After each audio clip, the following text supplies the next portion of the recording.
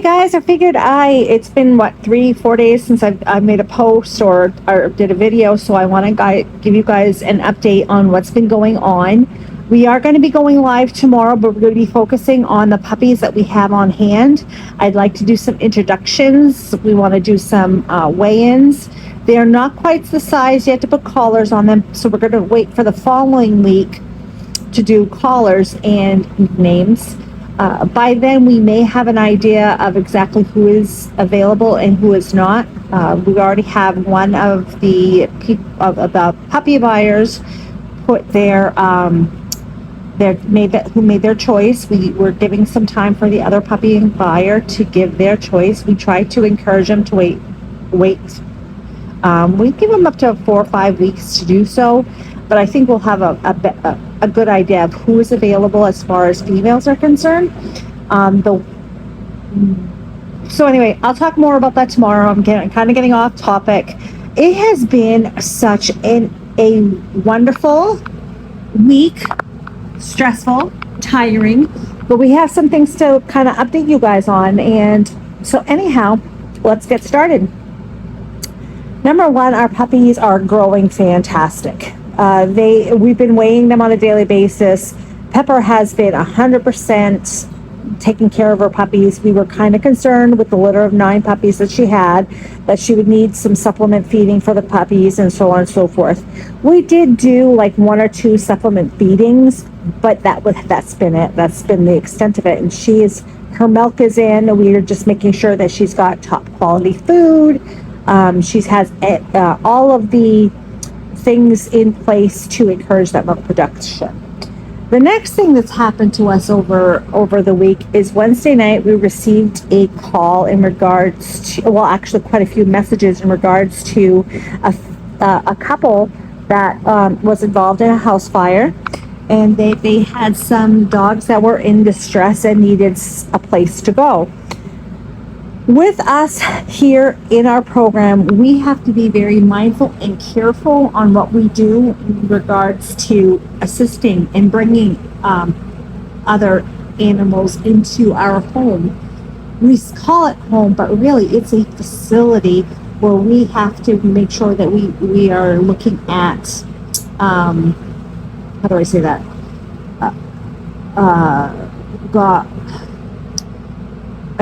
We need to limit exposure of any kind of possible diseases or pathogens or parasites that could affect our puppies in our pack. So with us, it's as much as we have a heart of gold and we want to reach out, we want to help everybody. At first I had a hard time with letting go, and Chris, he's the one that's got his feet on the ground, and he's more level-headed when it comes to things like that than I am, because we both are ones that want to help, but he keeps on reminding me, hey, Ange, we got to protect our pack, which is true. I mean, we have to watch what we do and how we do things. So with that said, the adult dogs were able to go stay at a family member's house, but we ended up taking in 3 puppies that we had to completely quarantine away from our pack, and we are actually still in the process of disinfecting our whole household because, or they didn't come into our household, but we had to actually Chris has been doing this, but we've had to disinfect the area that they have been in, and he's actually gone through it now 3 times. Oh, yes, we're being overly cautious, and we probably only needed to do it once or twice, but we really want 0 chances of our dogs getting sick. I'm not saying that these puppies were sick, but when you bring in another animal, no matter where it comes from, you're giving risk to your animals and your dogs, right?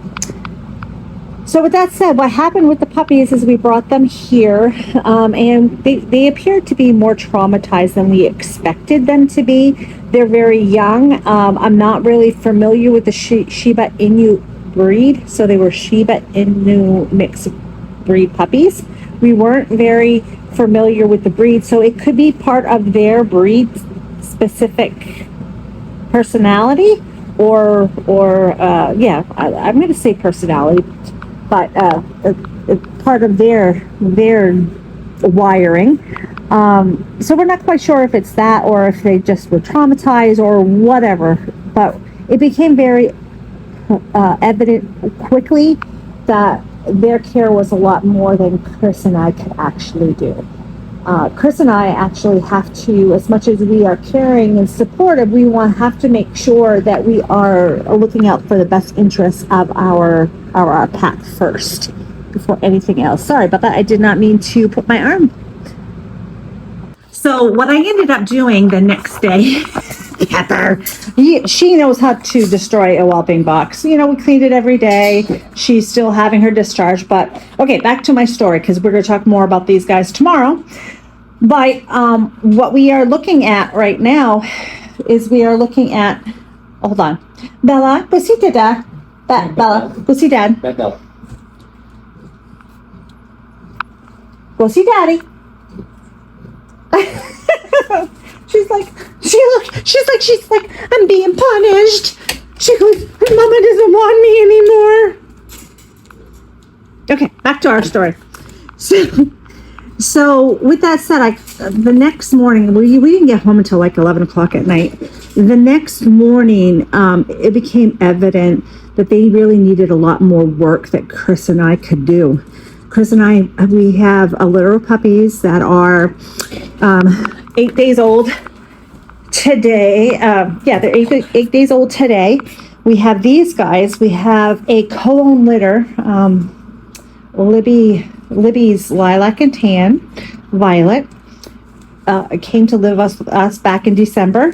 We're going to be whelping that litter for her. Well, for us, it's a co-owned litter. So we're doing that. Bella's gone into heat. We did a progesterone test on her this week. I don't necessarily have to do progesterone tests on my Boston Terriers for the Frenchton side of things, but I really want to really get into the practice of doing it. Progesterone testing and timing and learning all of that stuff, because with the co-owned Frenchies that we have, we're going to be doing quite a bit of co-owned litters here in the next year and a half. I really need to get knowledgeable and I need to know. So I was in contact with my vet. We ordered the supplies that we needed, and we are doing the progesterone test as a learning experience for myself. We are going to be going through the progesterone testing with the other three Frenchies that are now adults. They are now, I keep on calling them babies. I call all my dogs babies for quite a long time. My 3-year-old dogs, my 4-year-old dogs are babies. So mind you, they are now adults, the fluffies. I can't believe time has passed that much. Now, when it comes to Violet and the 3 fluffies, these are co-owned dogs. They are not 100% Chris and ours. So with that said, all breeding decisions and all stud services and everything like that are agreements between myself and Libby. Libby is the mastermind of all of this, and she has all the experience, and this is a wonderful experience for us because we've been focusing on Frenchtons all this time. It's a wonderful experience for us to really get deep into that DNA and the color genetics. I mean, as far as DNA genetics is concerned, I've got that down packed pretty much. And if not, I know where to find my information. But color DNA, that is a fantastic world on its own. And I'd like to learn more about that. And we're going to learn more about that. So with that said, we are definitely going to have a lot of stuff going on in the next 6 months. Chris and I will have 2 of our Frenchton litters, and then we are going to have 2 co-owned litters. So 4 litters are going to end the last 6 months of 2026. Yes. 2027, you are going to be noticing a lot of co-owned litters. We have commitments that we need to meet in regards to this co-owned relationship. So you're going to be seeing a lot of that. And I'm going to be specifying which are ours, Chris and I, or which is Libby and I's breeding program. So it may seem like there's going to be a lot going on, but there's more than one program going on right now. There's 2 programs. I'm just excited. There's a lot of excitement in my voice. And we have a lot to talk about. And as I go through this whole DNA, progesterone stuff, I'm going to get you guys all involved and get you guys to know what this stuff is all about, just as much as it's just interesting, exciting. And I'm going to make this brief, so I'm not going to stay on this too long. These guys here, we did a live stream today, and I'm going to be republishing it tomorrow morning at 7 a.m. So I like to add little touches of us to the video. So we're going to be uploading it again with some nice calming music and give our little pause, little mark on it. So I hope you enjoyed this video. If this is the first time tuning in, hi, my name is Angela from North Country Little Pawz.